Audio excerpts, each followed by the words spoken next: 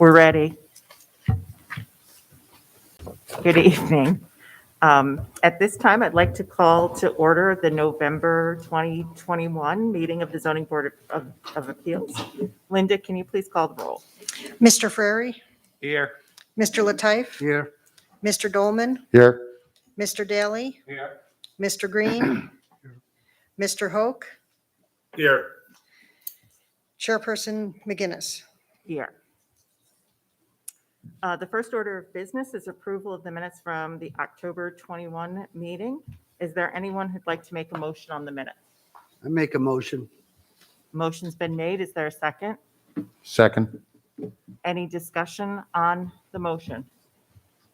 Hearing none, can you call the roll? Mr. Frary, Abstain. Mr. Lataif, Yes. Mr. Dolman, Yes. Mr. Daly, Abstain. Mr. Green, Yes. Mr. Hoke, Yes. Chairperson McGinnis. Yes. The motion has been carried. The minutes are approved. If we could please call the first case for the evening? The appeal of Gabrielle Nigrini for a variance from section 220-16A2C of the zoning ordinance of the town of Niskiona as it applies to the property at 1350 Row Road, Niskiona, New York, located in the R1 low-density residential zoning district, to maintain an RV in the front yard of the property from November 1 through March 31st. Section 220-16A2C states that the storage of house coaches, campers or trailers, boats or car trailers of any kind is not permitted in the front yard of any residential lot between November 1 and March 31, whether or not on the driveway. The property is a corner lot and, as defined by section 220-4, has frontages on Row Road and Waymer Lane. As proposed, the RV will be located in the front yard of Waymer Lane between November 1 and March 31st. Therefore, a variance from this section is required. Last month, we mailed out 9 letters with 1 response. Nothing was mailed for this month. Okay. At this time, I'd like to invite the applicant to come forward and state your case. Please state your name, your address, and the reasons for the variance. And make sure you speak into the microphone because the meeting is recorded and this is how the minutes are done. Good evening. My name is Dan Smith. I live at 2212 Clifton Park Road. The family has asked me to represent them.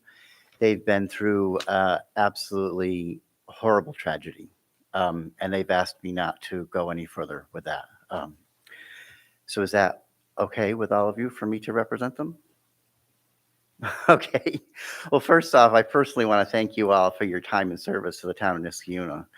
I'm sure your job is not easy, and I'm not just trying to warm you up. I thank you no matter what the outcome is. And I apologize that there must have been some miscommunication or misunderstanding in the filling out the form that they had. They thought they had filled it out the way they were supposed to, and obviously there's a lot of empty spots in that form. I do have the form filled out now. Do you want me to bring it up, or would you like me to read the answers to the questions that were in question? Well, so normally we receive that information ahead of time so that we can prepare for the case. At this point in time, please read the Sure. application. Yes. And then please submit it to. I apologize for that. I read the information when I got it, and it was too late for me to get the information into you. And I understand that that is not normal for that to be. I appreciate you letting me answer these from the paper. The first question was whether the benefit sought by the applicant can be achieved by other feasible means. The answer to that is there's no room on the other side of the house and the backyard floods. I do have pictures. You want me to bring them up? Why don't you state the case first? Okay. And then you could submit any kind of pictures to us. Okay, sure.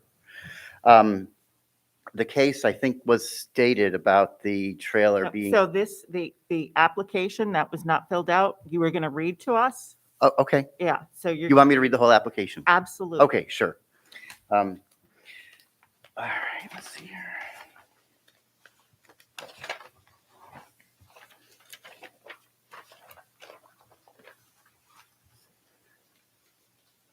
I Gabrielle Negrini, who was the family Okay, member. so that let's can't- go with the, question one was whether the benefit could be sought in any other way. Then, and you stated that to us. Now we're on question number 2. Okay. Whether the granting the variance will produce undesirable change in the character of the neighborhood or a detriment to nearby properties. Granting the variance will not create a detriment to nearby properties or an undesirable change in the neighborhood character for the following reasons. We do not believe granting this variance will produce an undesirable change in the character of the neighborhood because of a shrub line that will partially conceal the RV from Whammer Lane. The next question is whether the variance is substantial. The requested variance is not substantial for the following reasons. There are really no physical changes to the property, and as stated above, the shrub line will partially conceal the RV from Whammer Lane.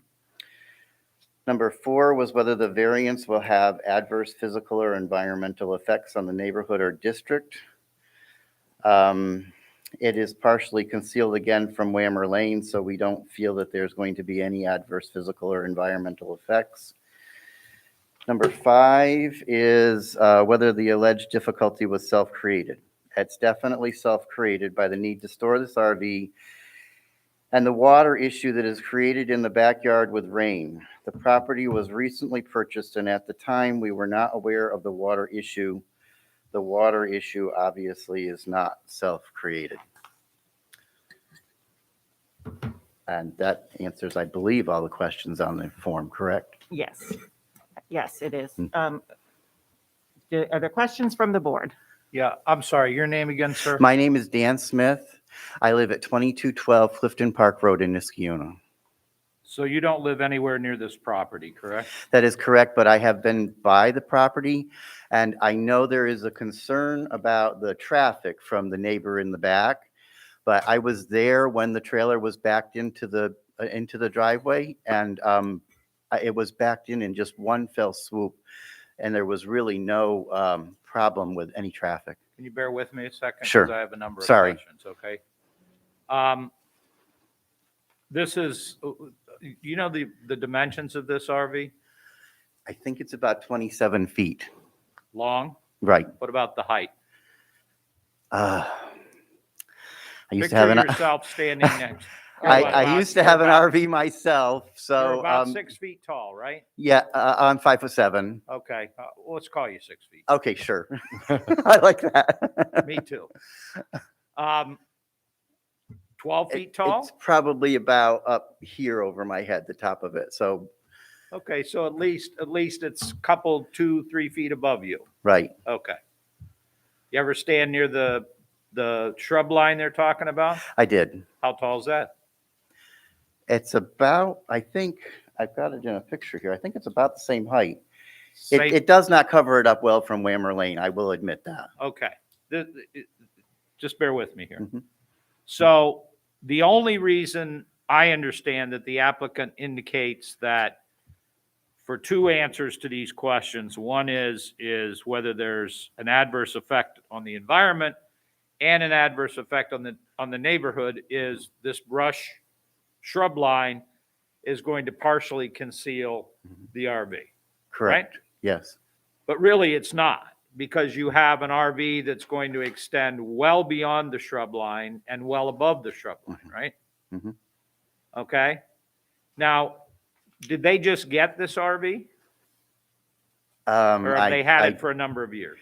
I'm not really sure. Okay? To be quite In honest. other words, how long has this family lived at this location?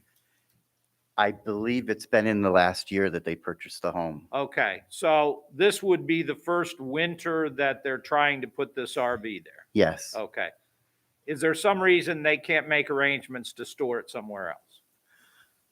I'm not sure of that answer. Okay. In other words, one of the things that we're required to do as a board is find the least restrictive alternative that would not necessitate, in this case, it's not like we could make it smaller, the RV smaller. So we have to look at another alternative that eliminates the need to even have a variance. Right. Because once you have this variance granted, it follows this property. Okay. even when they're gone. Mhm.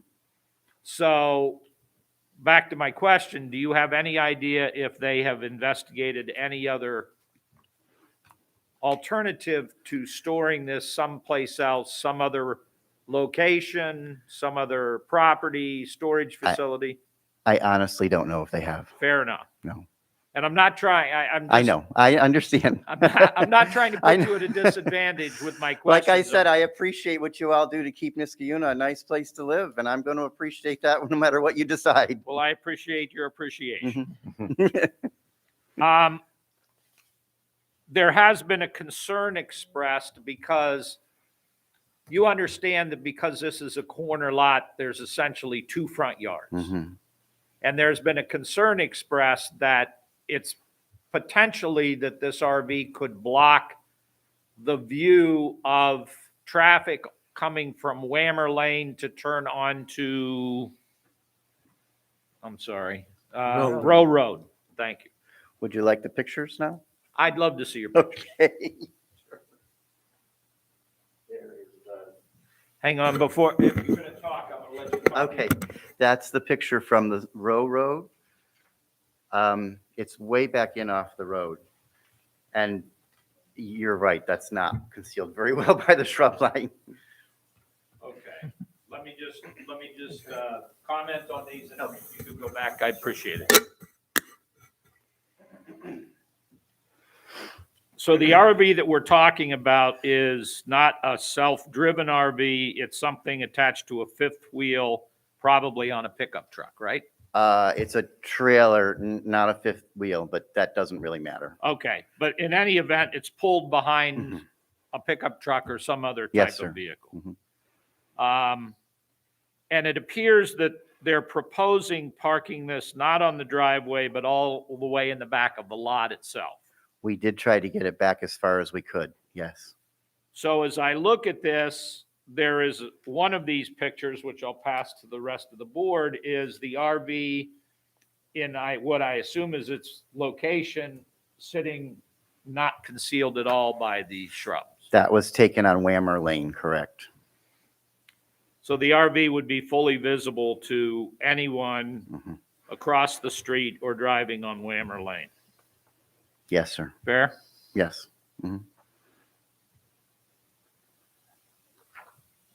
Thank you, Mr. Smith. I appreciate it. Thank you, sir.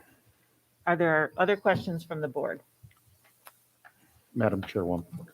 Can I ask, what is the primary benefit that the applicant would receive here? Is there any particular reason they need an RV?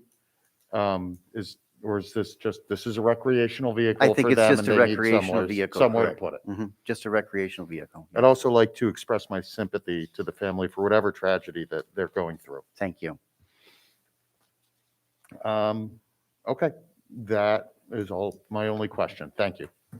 Other questions? Mr. Green? Madam Chairwoman, if there are other photographs, may I have an opportunity to glean them to determine whether I may have any questions? Here they come. Okay, Mr. Smith, while the picture circulating, Yes, sir. I know you representing the applicant and you answered a lot of good questions here. You said you have your own RV? I used to, right. I had a Class C motorhome. And just from your experience, where did you park your RV? Did you park it in your driveway? Where did you park yours? My sister actually had a home on Baker Avenue Extension, Mhm. and we were able to get that. I was able to store it at her home behind the house. They weren't on a corner lot though, so it made it. I know those corner lots are a real challenge. Well, there's a misrepresentation of corner lots. It all varies on different cases. But I'm looking at the picture that was submitted with the application, and the shrub, basically, to me, the shrub is a cause, not the RV. The shrub that exists already there, that I see a conflict there, but again, that's not what in front of us, so the shrub is way up to the road and the cars are coming on Weimer, I think will have difficulty from the shrub instead of the RV. That shrub is back from the that picture might be a little deceptive. That shrub is back from the intersection How quite a far is ways. that shrub from Row Road? From the intersection of Row Road, I would say that's probably 10 to 15 feet. I'm a bad judge of distance, I'll Okay. guarantee you that. Do- But at least 10 feet back. And it's probably off the side of Whammer Road more than that picture shows too. Okay, so that's good that we were talking about this. Right. So, do they have a stop sign on that corner? Do you know? Because I did not drive on that road. so I'm Yeah. not Sure. Did anybody on the I- board Yes, drove I by did. it? Did they have a stop sign? I don't recall that. I was just recalled the size of the RV being Okay. significant. Okay. Yeah, it looks like, thank you, Mr. Ferry. So, the RV is gonna be parked way in the back. Mhm. So, and, they don't have a fence there. I know, Laura, we did get, one letter that the neighbor has an issue with that. Because I know last time we tabled it. And if you can tell me where that neighbor lives compared to the applicant. Yeah, so the letter we received was from 1357 Ruffner Road. She states it's right around the corner from the corner lot. She felt it is unsightly, it potentially blocks visibility. Yeah, Visibility and to, it's already in an area with lots of traffic and poor visibility, which is probably speaking to the shrubs. But her main point with the RV was unsightly and potentially block visibility. okay, thank you. Mr. Gr- oh, are you finished? I don't have any more questions. Mr. Green. Madam Chairwoman, thank you for the opportunity to review the photographs. I have no additional questions, but I'd ask that the photographs be made part of the record, please. Correct. Mr. Hoke, anything? Yes, yeah, Mr. Smith, I'm on the big screen here. Mr. Smith, and I know, I believe you indicated that you couldn't offer any testimony with respect to any alternatives that the applicant has sought. I mean, from my perspective, I mean, this is a common type of interest in Niskiona, being able to park an RV in a driveway.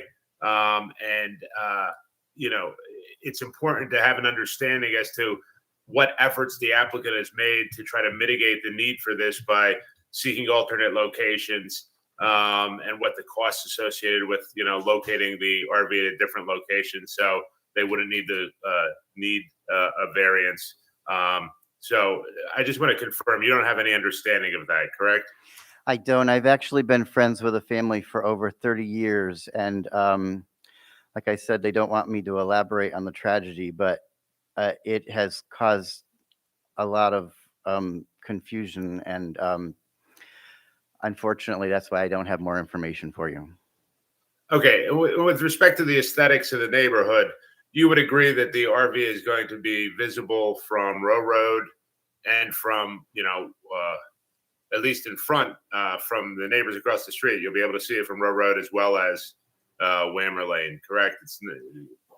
It's Yeah. going to be fairly visible and noticeable in the neighborhood.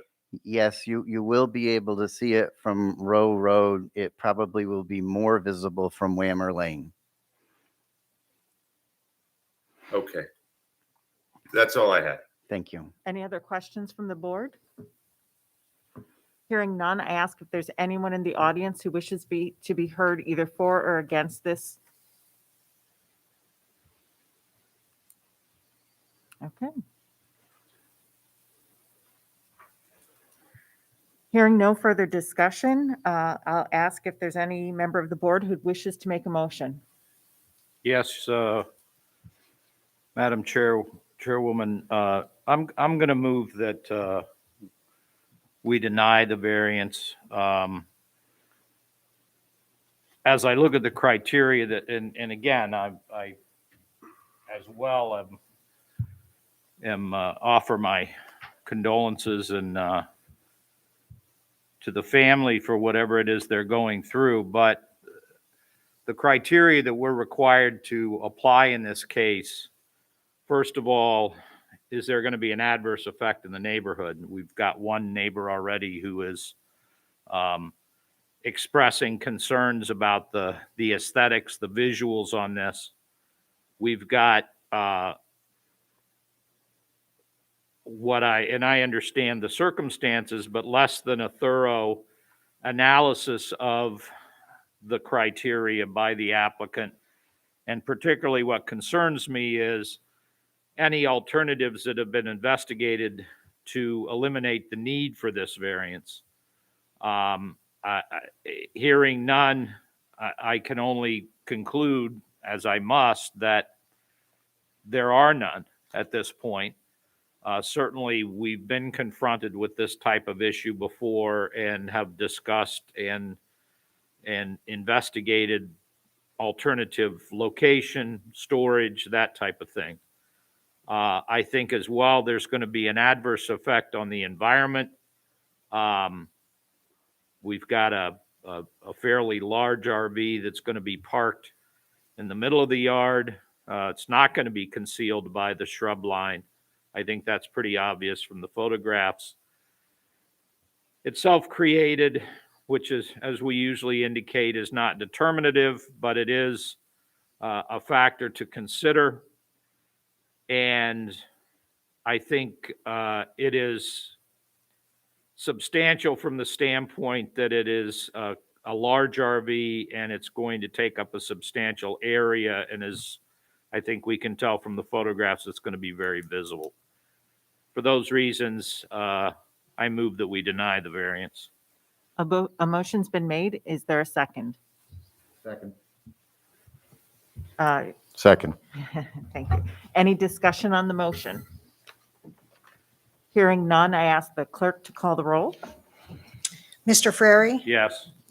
Mr. Lataif, I'm going to vote yes on this motion. Mr. Dolman, I'm going to start just by saying that I am not only sympathetic as a human towards whatever situation this family's going through, but also sympathetic as a fellow corner lot owner.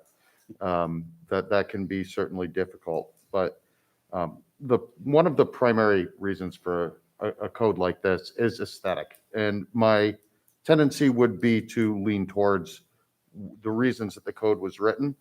And I don't really see any reason to avoid that. And the letters from the community reinforce my belief that this is an undesirable change in the neighborhood, that the benefit can be achieved by other means, that this is a substantial variance. I don't see any adverse environmental effects. I do think this was self-created, so on the balance, I vote yes on the motion. Mr. Daly, Yes, on all the reasons stated. Mr. Green, Mr. Smith, whatever difficulties the family are going through, I extend to them my Thank you. heartfelt Thank you. care and concern. And I hope that things work out for the best, however they might, under what would seemingly be just very difficult circumstances. Thank you very much. That said, I'm bound by the law and the facts that have been presented, and accordingly, I am voting yes on the motion to deny the variance. Mr. Hope, Yes, for the reasons stated. Chairperson McGinnis. I also vote yes, and I concur with my colleagues here on extending sympathy to the family, but also the concerns for the neighborhood and the effect that it would have on the neighborhood. I drove by, and it is a significantly sized RV. The motion is approved. Your variance is denied. Thanks for joining us tonight. Thank you so much for your time. Do you want this application with the? That has to be filled out? submitted to Okay. the staff. I shot myself in the foot with that picture, didn't I? Thank you, sir. Have a good night. Can the clerk please call the next case? The appeal of Mark Lansing for a variance from section 220-18B3B and section 220-13 Schedule IB of the zoning ordinance of the town of Niskiona as it applies to the property at 805 Whitney Drive, Niskiona, New York, located in the R1 Low Density Residential Zoning District, to construct a 10-foot by 14-foot shed partially within side yard setback. Section 220-18B3B states that the required side and rear yard dimensions for major accessory structures shall be the same as applies to the principal building. As defined, major accessory structures are detached accessory buildings or other structures in excess of 120 square feet. The shed at 140 square feet is a major accessory structure. Section 220-13 Schedule IB establishes a side yard setback minimum of 20 feet. As proposed, the shed will be located 5 feet from the side property line. Therefore, a 15-foot side yard setback variance is required. I invite the applicant to come forward, state your name, address, please speak into the microphone, and also please let us know the reason for your request and what you've done to mitigate the need for a variance. My name is Mark Lansing. I live at 805 Whitney Drive. Sorry, what was the second part? What I've done to try to mitigate this? So what you're asking for and what you've done to mitigate the need for a variance. Okay. I understand that 120 square foot is the limit for a 5-foot setback. We've just installed an in-ground pool. It is 15.5 by 40 foot. My lot is 100 feet wide, and we feel that we're in need of a slightly larger shed because of all the equipment and the fact that I have 3 young boys. So I'm sure we're going to need more room to store pool equipment, pool toys, and our 1-car garage is already pretty full of stuff, as best as I try to fight the mess. The 20-foot setback for the shed with my 100-foot wide lot, I think would block my sight line to the back of the yard. The pool is located closer to the house, and then I have quite a substantial amount of property behind it. I have a map here also, if I could submit that. I do have an easement, a drainage easement that runs through my property, which also limits the amount of space I've got to work with. I can bring this up to you if you like. Thank you.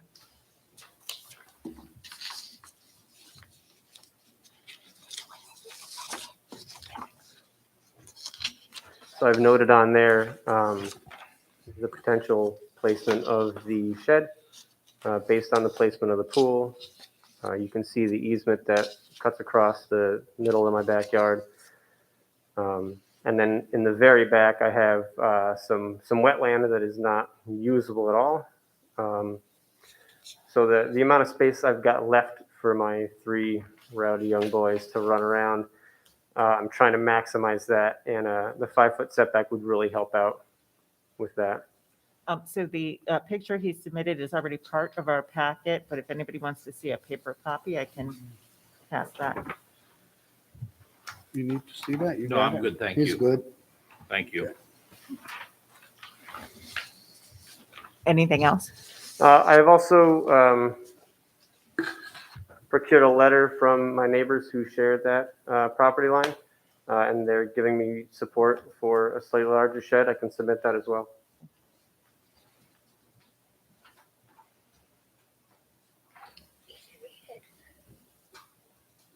Maureen, Linda can read it in the record if you want. Yeah, that'd be great.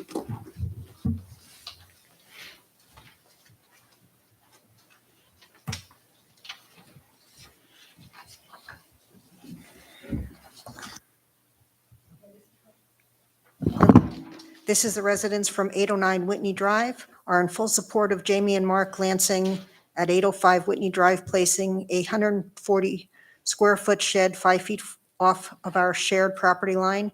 We understand the code of the town limits buildings to 120 square feet if placed 5 feet from the property line, and that they are requesting the variance for a slightly larger shed. Thank you.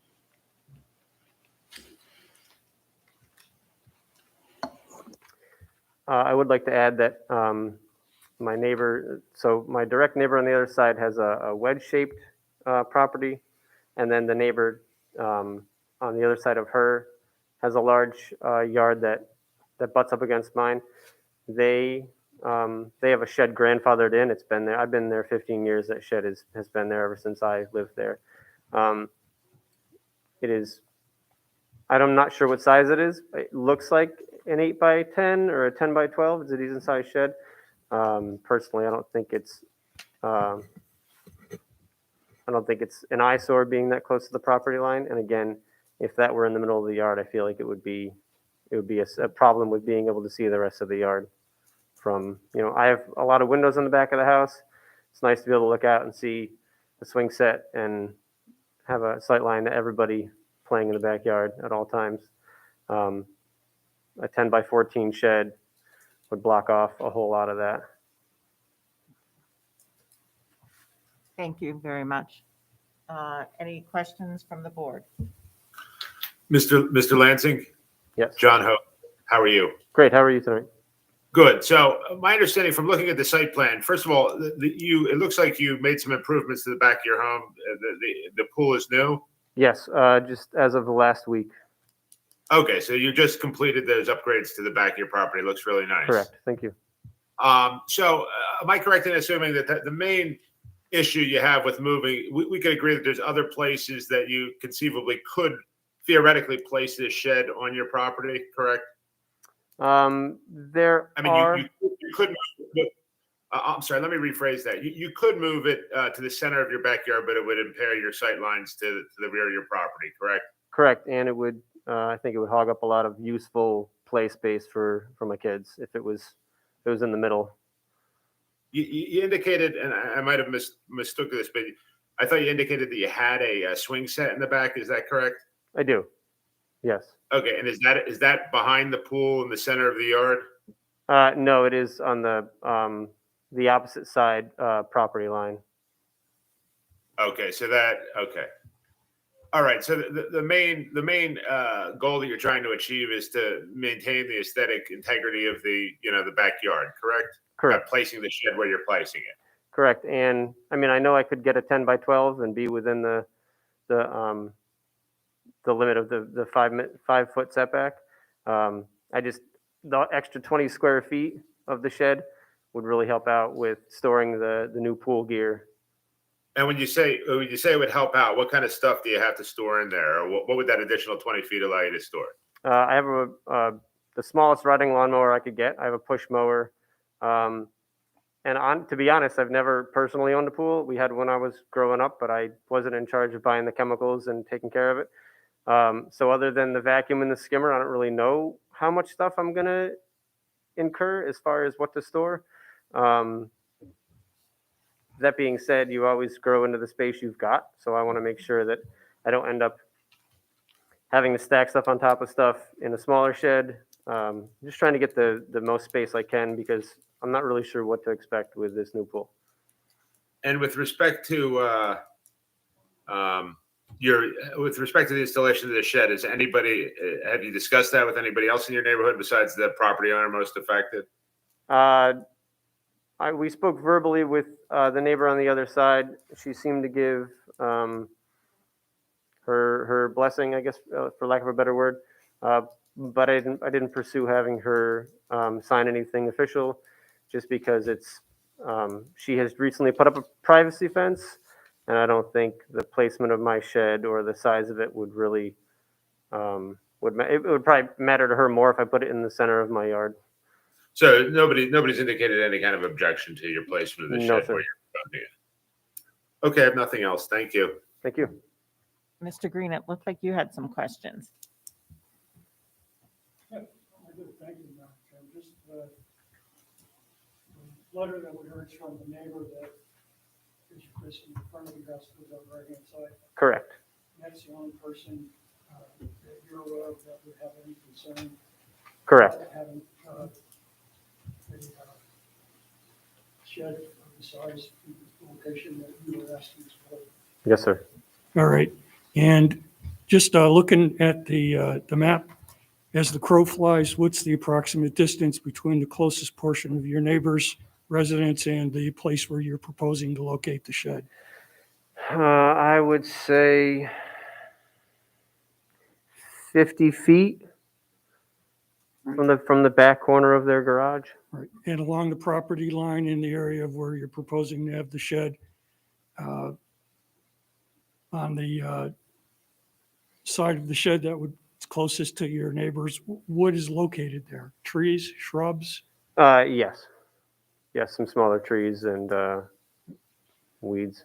Yeah, and let's pretend that you and I are standing on the roadway on Whitney Drive, facing the front of your house.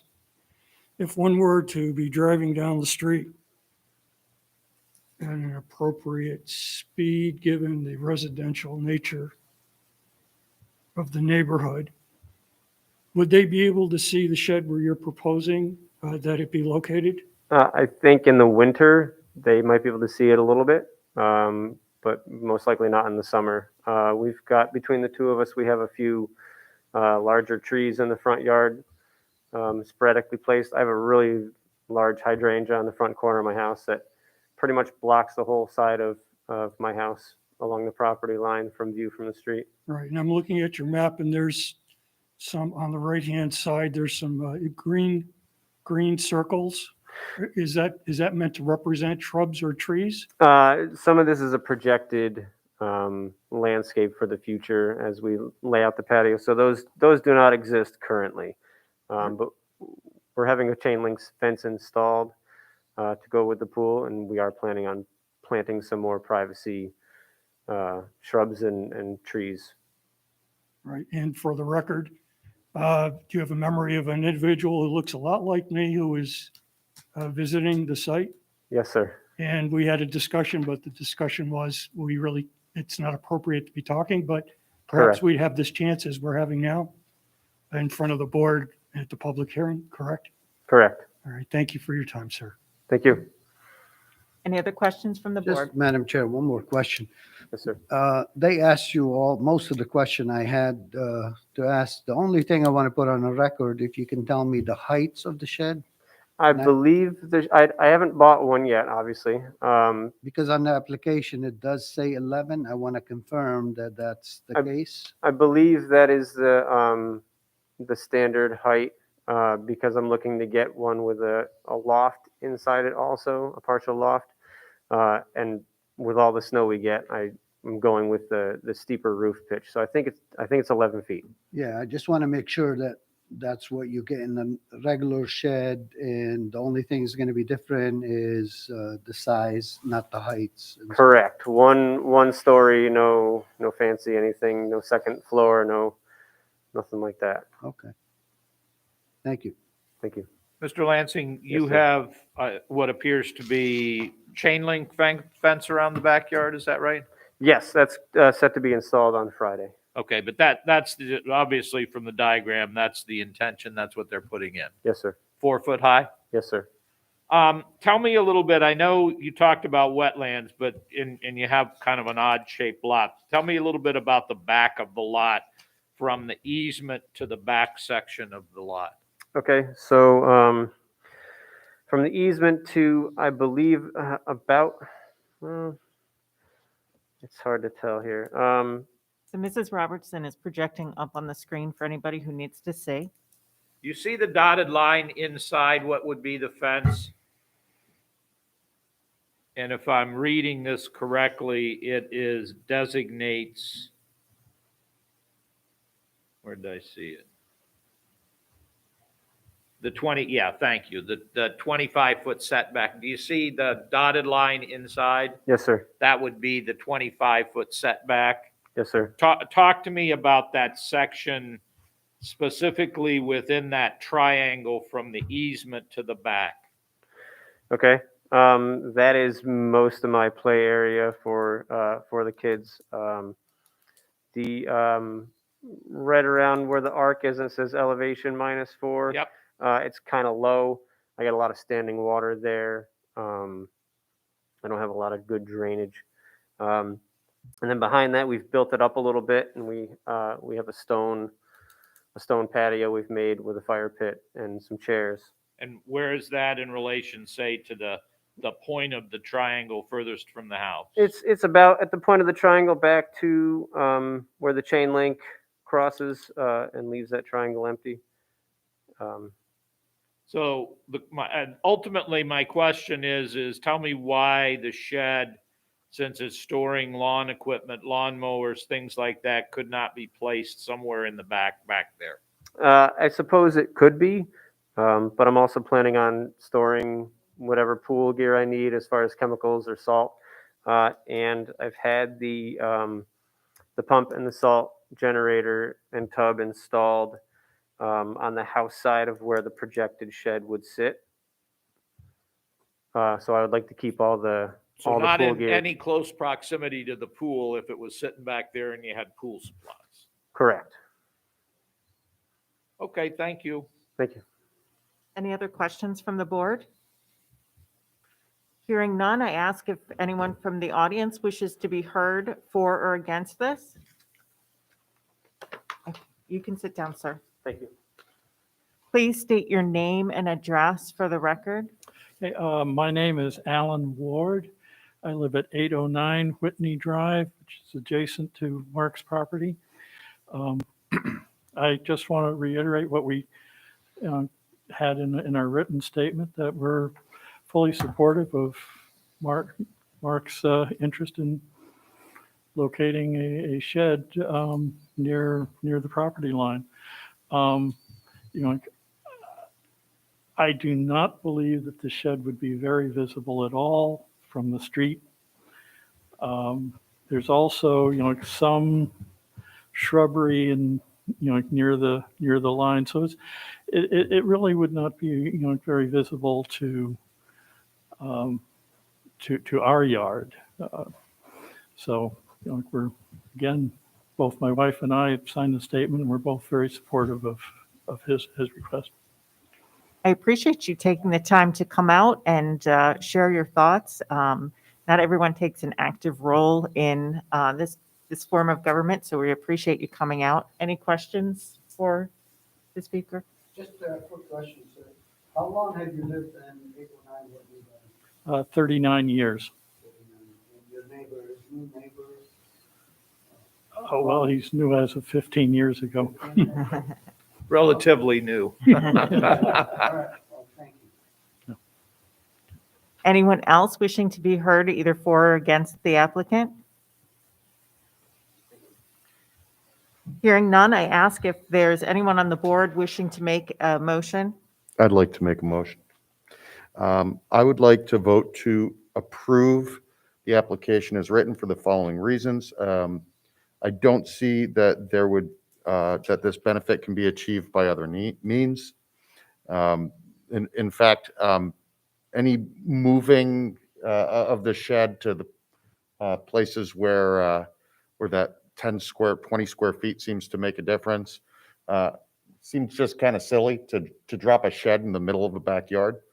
I actually don't find that this is undesirable, creating an undesirable change in the neighborhood. In fact, complying with the zoning law would create an undesirable change in the neighborhood. I don't believe that this is a particularly substantial request based on the fact that this is a amount of square footage roughly equivalent to a small lawnmower. I don't find that this is going to be an environmental issue. This is self-created, but that's not determinative. On the balance, I vote to approve the variance as written. A motion's been made. Is there a second? Madam Chair, I'm going to second the motion for all the reasons stated by Mr. Dolman.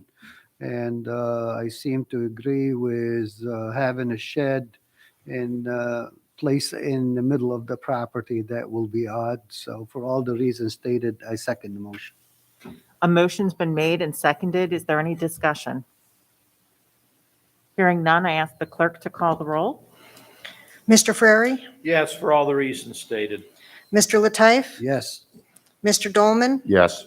Mr. Daly, Yes, for all the reasons stated. Mr. Green, I'm particularly impressed by the fact that this is a somewhat unique piece of property, but even more impressed that the neighbor is in written and in person taking time to express their opinions with regard to this application. For the reasons stated, I vote yes on the motion to approve the application. Mr. Hoke, Yes, for the reasons stated. Chairperson McGinnis. Yes, for the reasons stated. Your variance is granted. I thank you both for coming out and joining us tonight. Go enjoy your backyard while you can before the snow comes. Would the clerk please call the next case?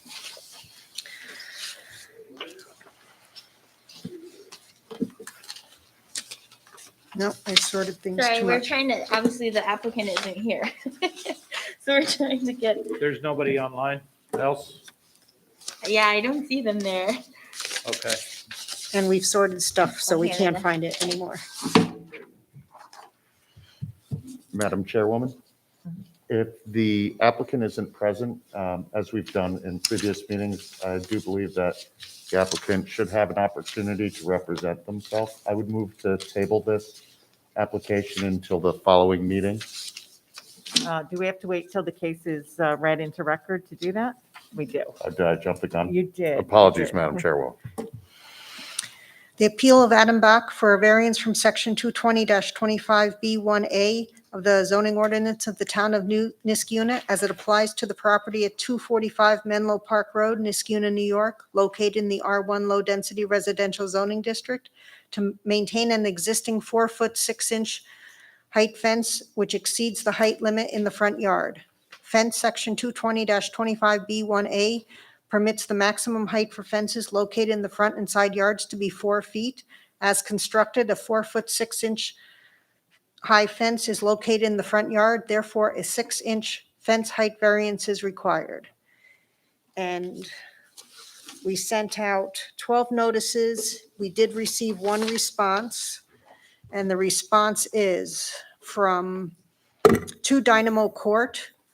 Please consider this email as our response for a variance request notification from the Niskiona Zoning Board of Appeals regarding Adam Bach's 245 Menlo Park request for 6-inch fence height variance. We live directly behind the box and have seen the fence that they have constructed. Everything the Bachs have done to their property has improved the property and has benefited our neighborhood. We are in favor of their fence and approve you're granting the variance to the Bach for the 6-inch fence height variance request. So my only caution is you have a very large agenda for December. So we did adjourn the case at the last meeting because there wasn't a lot of detail in the application.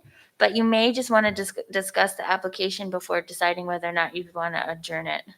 If my memory serves me correctly, and I think it does, this board can act for or against any application, whether the applicant is here or not, unless board members have questions that need to be answered.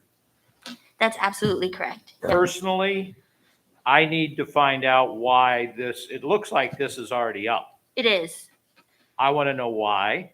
I want to know the circumstances of why it was erected in excess of our ordinance. And I have a number of other questions for the applicant. So I'm not prepared to act on this tonight without answers to those questions, either for or against. Yeah, sure. I will say that the applicant does in his application indicate why the fence was erected, and seems to indicate that the town did not give him appropriate feedback in time before it went out. I think that was the explanation included in the application.